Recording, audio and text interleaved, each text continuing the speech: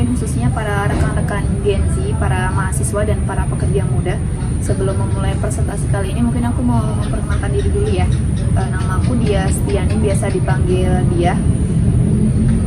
Dalam kesempatan kali ini, aku meminta bantuan kepada teman saya. Mungkin bisa perkenalan dulu. Oke, halo semuanya. Kenalin, nama aku Bertin. Aku mahasiswa semester 5 dari Prodi Hubungan Masyarakat ASM Masudini Santa Maria, Yogyakarta.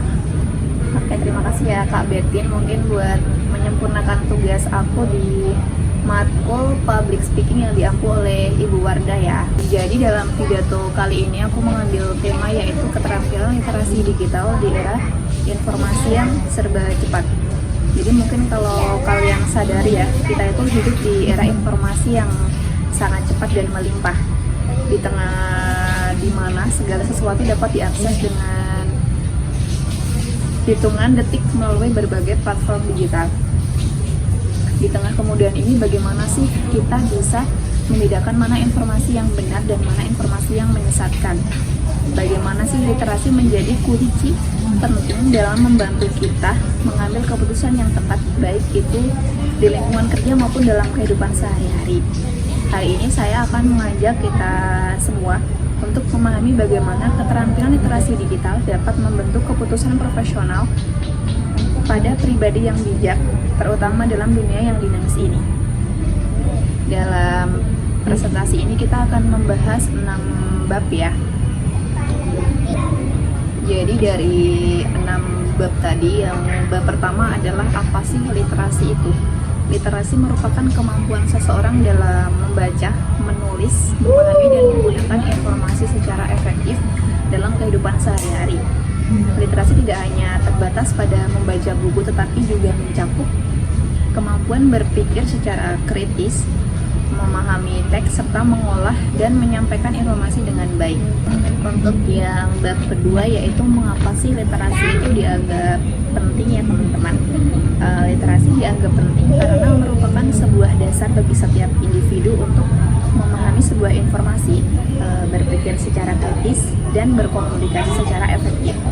Dengan kemampuan literasi yang baik itu, kita bisa mengambil keputusan yang tepat, baik itu di lingkungan kerja maupun dalam kehidupan sehari-hari. Yang bab ketiga adalah apa sih tantangan dalam literasi untuk saat ini?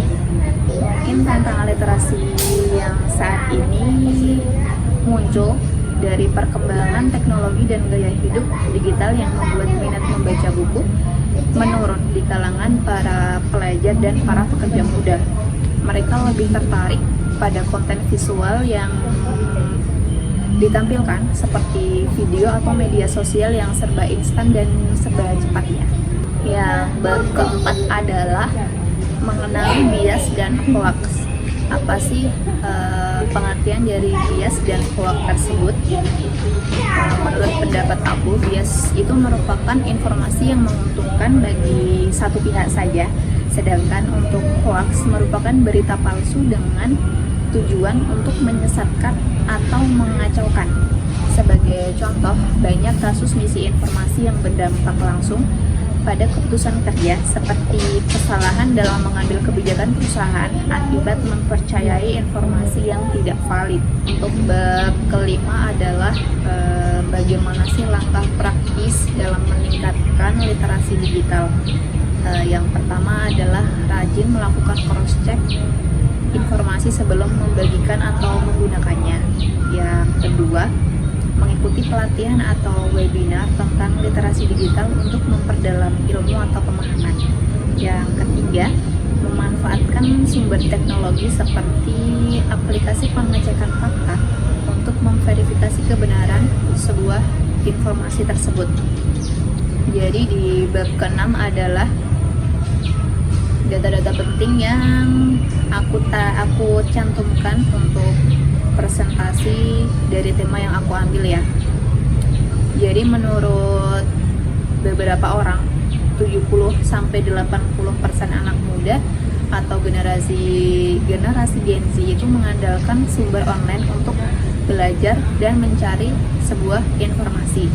Yang kedua adalah tingkat kepercayaan terhadap sumber digital itu semakin meningkat di kalangan profesional anak muda.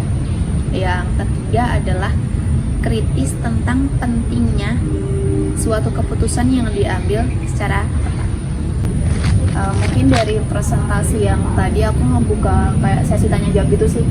Mungkin dari Kak Beden sendiri ada pertanyaan mungkin buat aku terkait tema yang tadi aku presentasikan. Ini aku ada 3 pertanyaan, Kak. Pertanyaan yang pertama itu, satu, apa risiko jika seseorang kurang memiliki literasi digital? Pertanyaan yang kedua, bagaimana literasi digital membantu dunia kerja pada saat ini? Untuk pertanyaan yang terakhir itu, bagaimana cara mengenali informasi yang valid dan terpercaya di internet? Itu aja sih, Kak, pertanyaan. Oke, nanti aku bisa bantu jawab tapi menurut pendapatku sendiri ya. Jadi aku bakal jawab dari pertanyaan dari yang nomor 1 ya. Tadi apa sih resiko jika seseorang kurang memiliki literasi digital? Mungkin bisa beresiko terjebak hoax, terus mengalami kayak pencurian data, kesulitan mengikuti kayak perkembangan teknologi, hingga ketidakmampuan dalam dunia kerja secara modern gitu sih. Terus yang kedua tadi, bagaimana literasi digital membantu dunia kerja saat ini? Mungkin bisa membantu meningkatkan produktivitas, terus berkomunikasi secara efisien, mengambil keputusan berbasis data, dan mengakses berbagai alat digital yang diperlukan untuk bekerja secara cepat sih. Terus yang ketiga tadi, bagaimana sih cara untuk mengenali informasi yang valid dan terpercaya ya? Mungkin bisa periksa tentang keaslian sumber informasi dari media sosial tersebut. Terus kedua, lakukan verifikasi dengan sumber lainnya yang kredibel sih. Hindari judul sensasional, perhatikan tanggal, dan gunakan situs pemeriksa fakta. Mungkin dari hasil presentasi yang tadi kita bisa mengambil kesimpulan, mari kita sadari bahwa di era informasi yang serba cepat ini, literasi digital adalah kemampuan yang wajib kita miliki. Dengan kemampuan verifikasi sumber, mengenali bias dan hoax, serta menggunakan langkah-langkah praktis dalam menyaring sumber informasi, kita dapat mengambil keputusan secara profesional dan pribadi yang lebih tepat serta bertanggung jawab. Mari bersama-sama membangun budaya literasi yang kuat agar kita bisa memanfaatkan dunia digital secara bijak dan produktif. Terima kasih atas perhatiannya teman-teman semua.